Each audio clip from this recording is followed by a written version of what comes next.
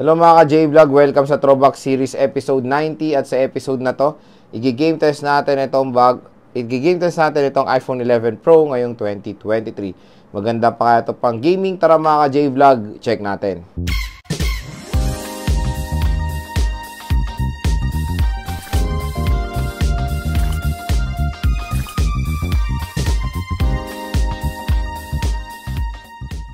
So, ang iPhone 11 Pro po pala ay equipped ng very powerful na Apple A13 Bionic chip at na-release itong smartphone na to noong year 2019. So, all goods pa ang chipset nito ngayon 2023. Mag-aapat na taon na po ang iPhone 11 Pro and support niya pa rin ang latest software ng iOS, which is the iOS 17. So, sa ano na to, 64GB lang itong variant na to. Pero nakapagkasya tayo ng 5 games. So, tulad na lang ng ML, Asphalt 9, Call of Duty Mobile, Firelight 84, and Genshin Impact. So, first na lalaroin natin is ML at itong ating settings. HD mode naka-on. Good news, available siya sa super refresh rate, graphics ultra, naka-on ng outline at shadow. At syempre, naka-full download na ang resources dito.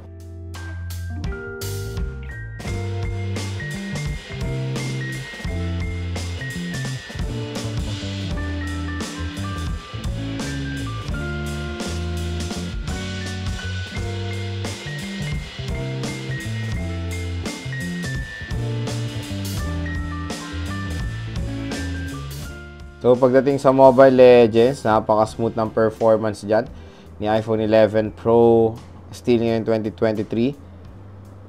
Sa mataas sa settings, sa maganda dito, available nga siya sa mataas sa settings, ultra graphics, high refresh rate.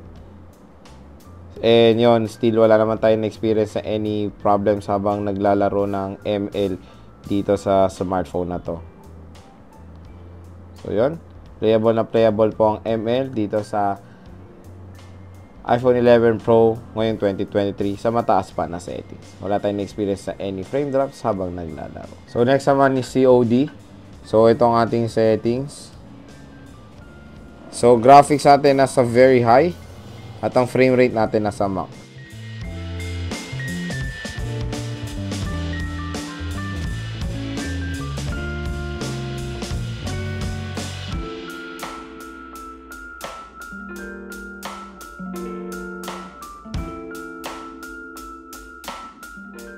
So, pagdating sa Battle Royale, napakaganda po ng performance dyan ni iPhone 11 Pro sa mataas sa setting. So far, smooth siya mga ka-J-Vlog. Hindi pa rin naman siya nag-overheat. Okay na okay yung movement. Very smooth. And very detailed yung graphics. So, makakalaro kayo ng mabuti ng COD dito sa mataas sa settings sa 11 Pro. Next naman is multiplayer. Same settings din tayo.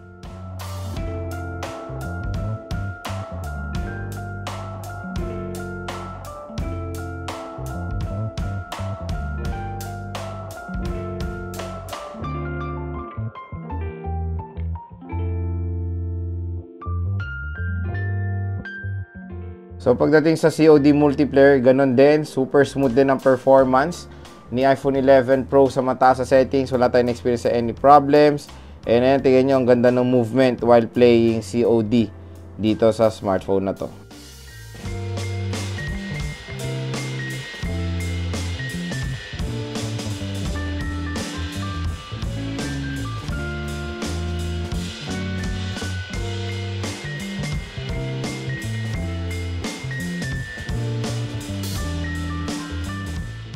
So, pagdating sa Asphalt 9, tignan nyo naman na napakaganda rin ang performance yan ni iPhone 11 Pro sa larong to.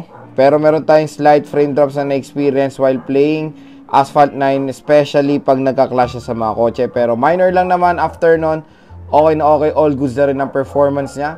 Very detailed yung graphics mga ka-J-Vlog, lalo na yung kotse. Pulidong-pulido po yung performance ng 11 Pro dito sa Asphalt 9. So, next naman is Firelight 84.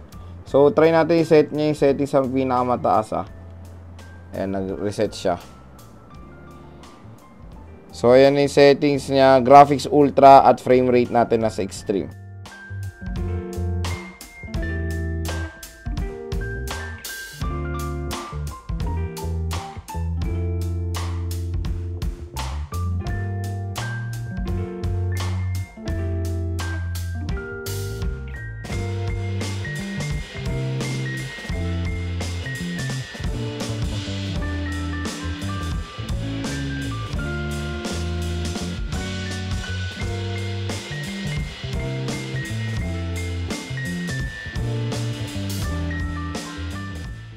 So yun mga ka-J-Vlog, napaka-solid din ng performance ni iPhone 11 Pro dito sa Firelight 84. Sa mataas sa settings pa, in fairness, solid na solid mga ka-J-Vlog, paniguradong may enjoy nyo maglaro ng Firelight dito.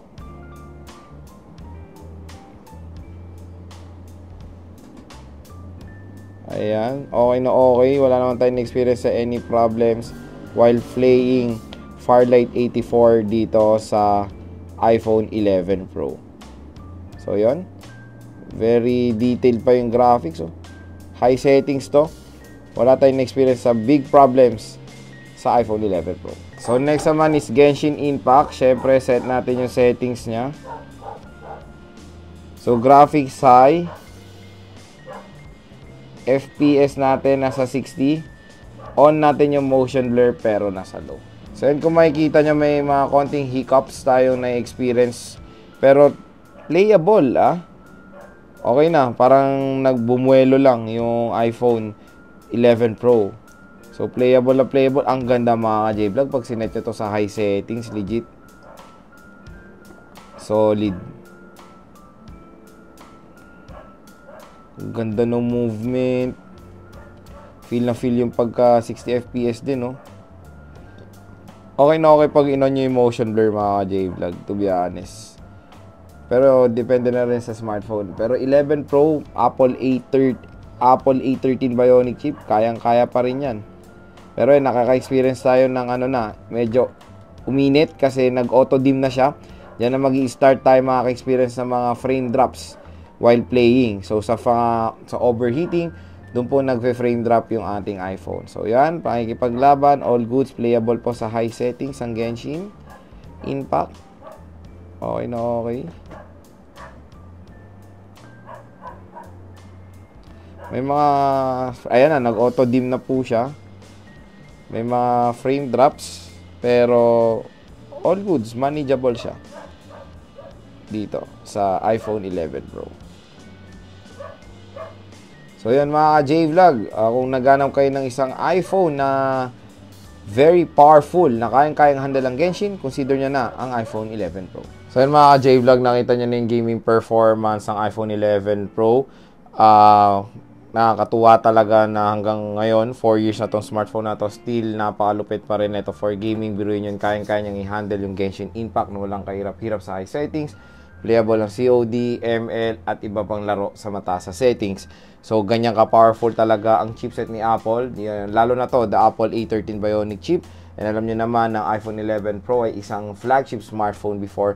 Kaya ganyan na lang ang performance ngayon, still, after 4 years. So, yon, maganda rin balita sa 11 Pro. Update pa rin siya, pwede pa rin siya ma-update sa iOS 17. At kung naghanap kayo ng isang smartphone na very cute lang, maliit lang yung size niya, and kayang malupit for gaming with outstanding camera performance, consider nyo na itong iPhone 11 Pro. Kayang-kaya niya pa rin makipagsabayan sa mga 5G mid-range smartphones ngayong 2023. At kung interesado kayo sa iPhone 11 Pro, ayan, bumisita na kayo kay Ate Mayet sa CMB Gadget Stall XA5 sa 2nd floor, Green Hills.